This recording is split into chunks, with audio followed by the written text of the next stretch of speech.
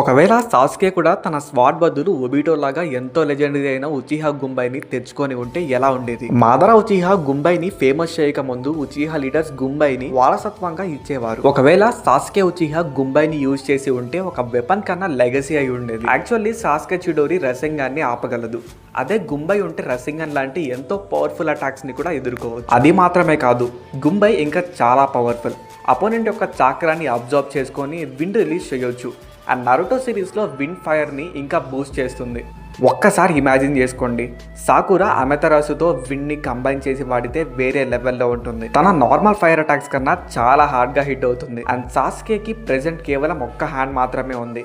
So గింబై ability వల్ల ఒక్క హ్యాండ్తోనే చాలా ధ్వంసం చేయొచ్చు. సో సాస్కే గుంబైని తీసుకొని ఉంటే ఎలా ఉండేది?